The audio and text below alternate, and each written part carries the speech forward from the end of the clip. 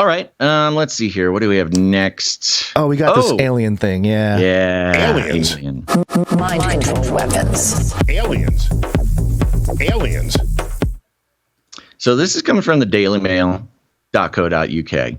And it's so long, but we'll just jump right in. And Gonz, maybe you have some thoughts. Exclusive. They woke up burned or injured. Top brain expert and ex-CIA officer reveals hundreds of military servicemen suffered brain damage or symptoms of the mysterious Havana syndrome and even death after encountering UFOs. I love you, Daily Mail. I love you so much. I mean, the things that they connected all in one sort of paragraph style headline. You've got brain expert, CIA, military, brain damage, Havana syndrome, death, UFOs. So this is, let's just jump right into it. Do you want to do the bullet points on this sucker, or just do the? We can just do the bullet points. Okay. Just time. Yeah, time. Forensic neuroimaging expert Christopher Green says he has dealt with, quote, hundreds of patients who were injured or died after interacting with UFOs. I'm the go-to physician in the Department of Defense for unexplained morbidity and mortality, he told DailyMail.com in an exclusive interview. I do look at injuries and mortality from unidentified UAPs, that's unidentified aerial phenomena, he added. Green, a professor at the Wayne State School of Medicine in Detroit, was in 2010 commissioned to write a paper by a secret $22 million defense program. He describes symptoms of multiple sclerosis, brain damage, and burns among patients, close encounters of the third and fourth kind events. He said symptoms of many of the cases were similar to Havana syndrome, a mysterious illness affecting diplomats and U.S. officials in embassies around the world. Green said many of his patients experienced burns and brain damage, and that around 1 in 10 died within 7 years of their reported encounter. Whoa, dude. Why 7? Have you heard? Good point. Have you heard the most recent sort of scientific consensus on the Havana syndrome?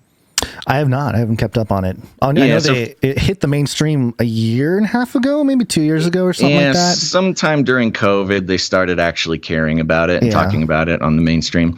But it's been going on since at least 2016 or something like that. But for those who don't know, the Havana syndrome is this strange thing that's been happening to U.S.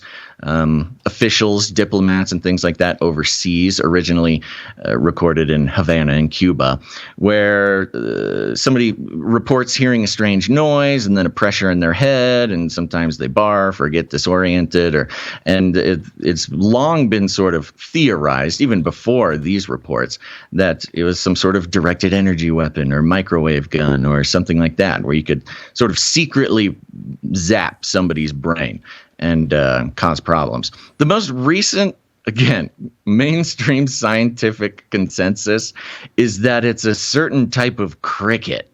There's a cricket that makes a loud noise that is like messing with people's brains. And people, even on podcasts who are sort of bill themselves as anti-establishment or skeptical of mainstream narratives, things like that, a lot of them are really latching onto this cricket theory. Anyways, that's neither here nor there, because this guy, Dr. Green, says that, Havana syndrome is UFOs, not crickets. And I don't know. I kind of trust the guy. Maybe they're gene-hacked crickets, though. You know, they got some superpowers. Gene Hackman crickets. Okay. So that's the long and short of it. There's more details in there if you wanted to dive in, but... Well, this comes at the heels of some of the FOIA request stuff that we covered. I think it was last episode. Maybe it was the one before. Mm-hmm. But, there's just more and more people coming out talking about these issues. I always am very skeptical when an ex-CIA officer comes out and says anything. Yeah. As if there was such a thing as ex-CIA. What's the motive here? But it's interesting because in the last, especially since the lockdowns, the whole alien UFO topic has become sort of like a back pocket. Like they can always pull it out to discuss it at any point in time, to kind of distract people from whatever else is going on. So, and it's a slow trickle disclosure that we've had in the last couple of years, where the government certainly has been admitting to all kinds of stuff. Yeah, official declassifications being the big difference now. And I really do think that they're just moving, they're moving the public towards receiving certain changes in the infrastructure. It's not just about the Great Reset, that too, but as the elite have access to some technologies that the rest of the world doesn't, maybe they got to do the trickle out so that some of the more exotic tech can sort of exist, or I don't know, be attributed to you. And I say this, based on a lot of research done by a lot of people over the years. One particular thing that's interesting is Ben Rich, who is the former Lockheed Martin Skunk Works division head guy. He passed away, I think, in the 90s or something. But one of the guys that interviewed him, I don't remember the exact quote, but effectively Ben Rich said that the way these crafts work, these crafts that he's quoted as saying, like, oh, we can take E.T. home to the stars, or we can travel among the stars, I think was one of his quotes, is through some kind of psychic power, some kind of like mind interface with the vehicle. So, and that's consistent with some more fringier reports from, whistleblowers and whatnot over the years. And I don't know that that's exactly what it is or not, but given, Neuralink with Elon Musk, given the brain damage conversation here with the Havana syndrome and the UFO and all that stuff coming up, it seems like, I guess people paying attention have a little bit better or clearer picture of what the military, our secret government, black projects, whatever, all the stuff that's unknown, what they're up to and what they might be planning. So, I mean, I don't think this is alien, I think this is just really, really advanced technology that's in the hands of somebody here.